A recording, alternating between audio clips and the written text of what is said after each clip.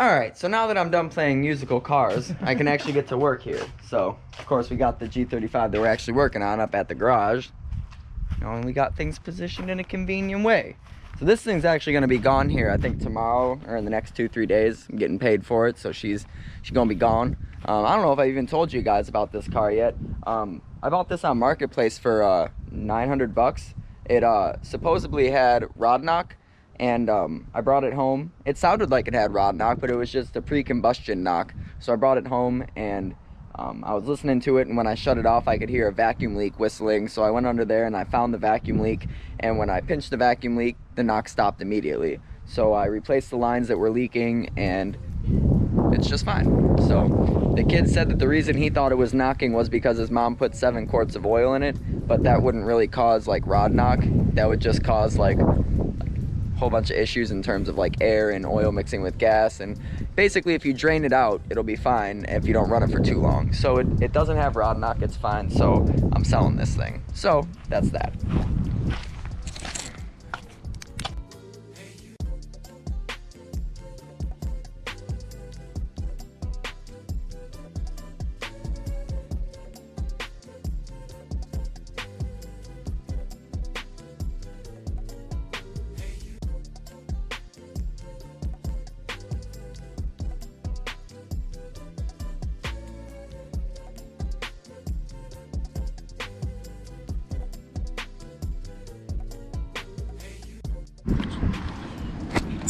This is why we put catch cans on VQs.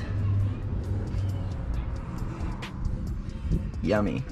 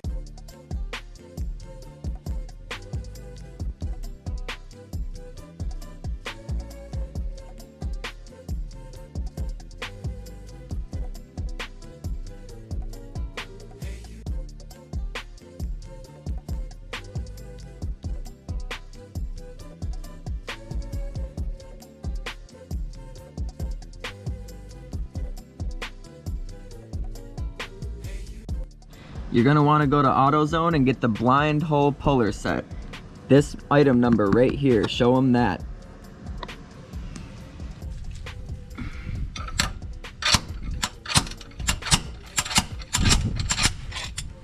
Nope.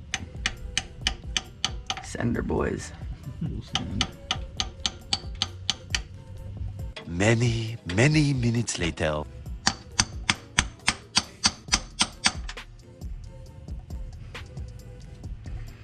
There you go. Just get that in there flush. She should be good to go.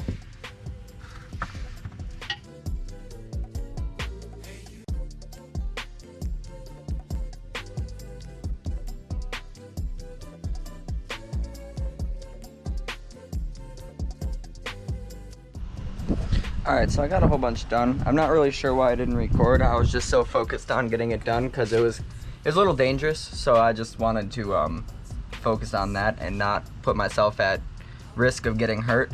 So basically what I did is I got the transmission under here and I lifted it up onto this jack, and then I brought around my other jack and I put the back end of the transmission on it, and I jacked it up, and then I got behind it and I slid it in, and then yeah, after that I was able to get the bolts in and then start to secure it by using the bolts. And then once I had in the bottom bolts, I jacked it up by the back so it would close the gap towards the top, and it slid right in, and it was a little bit easier than I expected. When I did the 240 over there, I actually had the engine and the transmission outside of the car, and I struggled for almost 2 hours trying to get the transmission on the back of the engine. So I'm a little shocked at how I got it on there so easily, but that's besides the point because it's done now. I just finished up stringing in the clutch line. That comes down through here, and then it comes around. You can see that on the bracket, you can see on the line here, there's a bracket, and there's already a place on the car for it to bolt in. You just got to get a bolt that fits. So I'm gonna put the reservoir on here, and then after I get the reservoir on here, I'm gonna run over to Ace and I'm gonna get all the bolts to connect the shifter and the shift linkage to the transmission. And then after that, I'm gonna come in and I'm going to take care of the neutral safety switch grounding, and then I'm going to put the engine all back together and then have a manual G35. So I'll catch up with you guys in a little bit. Okay, so from what I know here, this is an automatic, well, okay, so I do know this is an automatic transmission brace. It says, you know, automatic transmission right here and all that stuff. From what I know, you can cut these over into this plate and use this converted on your transmission. So I'm gonna cut over, you know, a good 2 inches so I can have the transmission brace, probably to this little line right here. Pop this out and see how it fits. Now there isn't a rib nut or like a welded nut on the back of here, so you will have to go to the store and like get one. But as you see, it says manual transmission. I don't know what CVT means, but yeah. So yeah, I'm gonna cut that out and see how it fits.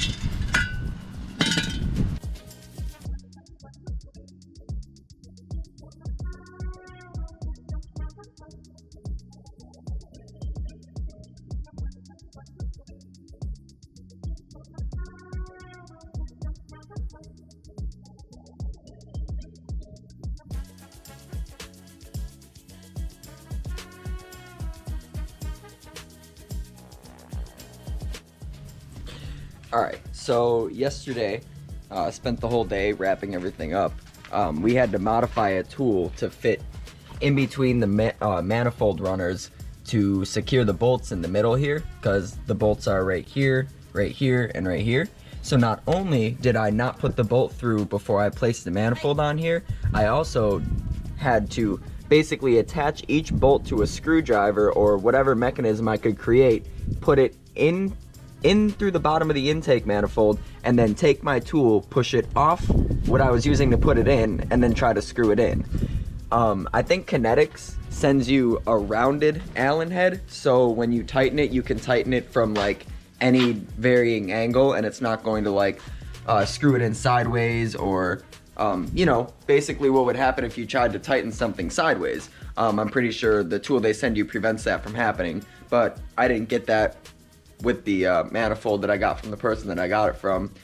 So we had to take, I'm trying to find it, we had to take a really long Allen bit and shave it down with an angle grinder so it was thin enough to fit between the intake runners, which was kind of a pain, but eventually it worked.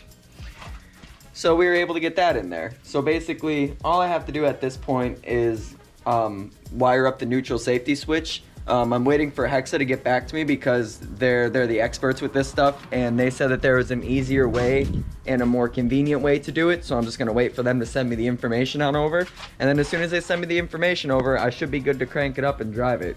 So that's where we're at. But in the meantime, I'm going to help my mom paint the house because it's really ugly and it's about to not be really ugly. So we're gonna get this done.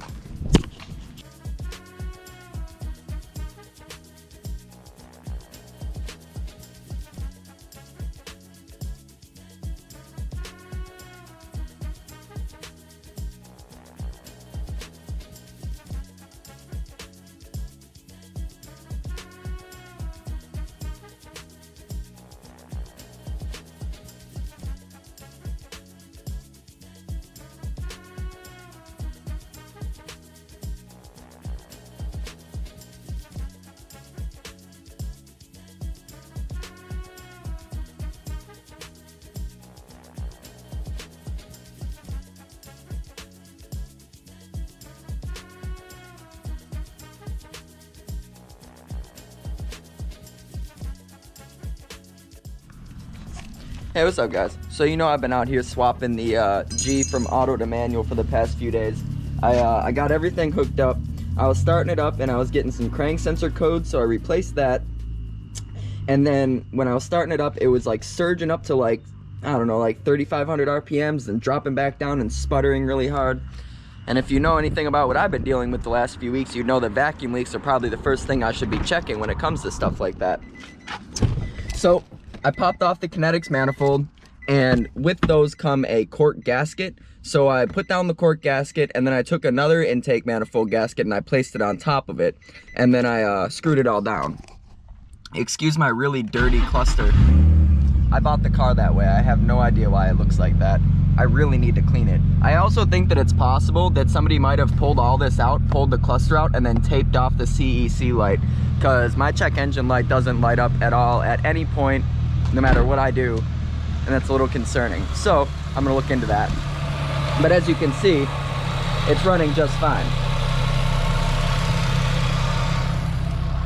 I got the neutral safety bypassed.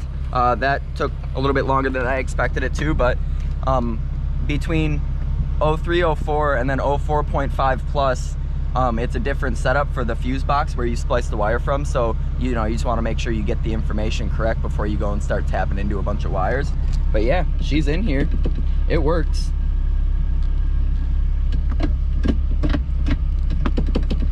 But yeah, I take it for a drive right now, but I realized that there's a coolant leak. So I have to go grab my radiator from Josh's house and swap that in. So I'm gonna go grab the radiator and Josh come back, and then after that I should be good to swap it in here and drive it. But then I gotta like redo the coolant and all that. Ugh. But yeah, here's what I'm seeing. This little tab snapped off, and in this area there's a lot of coolant splashing around. So I'm not quite sure if it's this or another area, but I guess I'm just gonna take my camera and set it up there real quick and rev the car and see if that's where it's splashing out of, because I see the excess coolant all over the place here, and there's definitely coolant coming from somewhere. So I gotta figure that out really quick. So bear with me.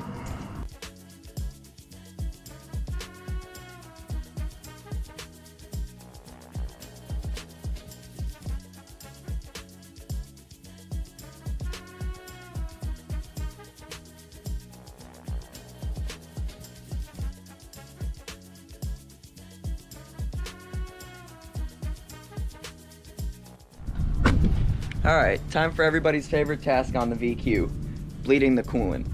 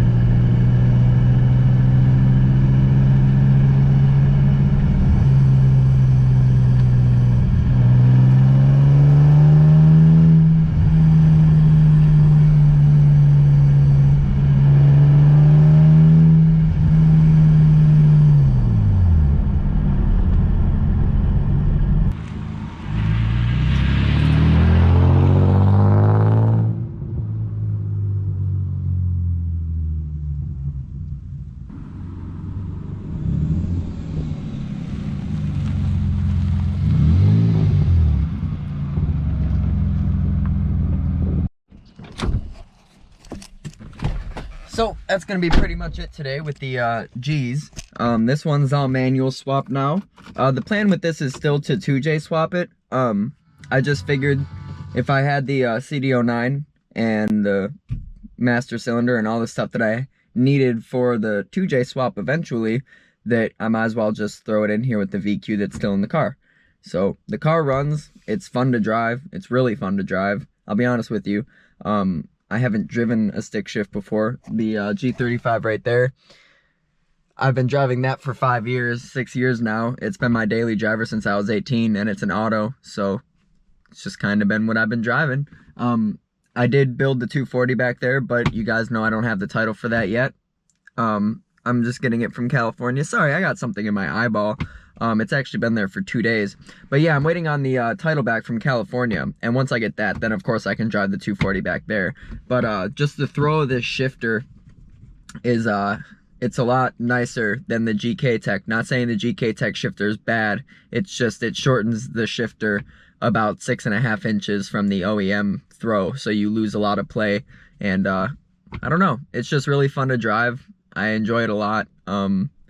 Yeah, I'm really excited. So I have to get the center console from Manual G, because I'm going to be going over to my other G that's at Josh's house and pulling the e-brake out of it. So of course, once I mount that, then I can't use this. And then I got to get a bezel to go in here too. So yeah, once I get all those, then it should look like a real car again. I also have to get seats, because this is actually the seat from my G35 that's sitting right there. So I do got to get seats as well. So that is another thing I got to take care of. But so with that, I appreciate all the support. It's actually kind of crazy. Ever since that one TikTok that I posted kind of blew up, I've gotten just so many followers here on YouTube, and I just can't really express how appreciative I am of that. I had 640 subscribers a week ago, and now we're almost at 900. This is honestly crazy. So there's a lot of goals set for this year. It'd be really awesome if I could hit, like, 10,000 subscribers. That's kind of my personal goal. Whether it's achievable or not is to be seen. But yeah, that's my goal, and that's what I'm going to strive for. And I appreciate everybody who comes and watches my video and hits the thumbs up button and drops a comment down below and looks forward to the next, to the next one. So with that, I appreciate all you guys, and like, comment, subscribe, and we'll see you in the next one.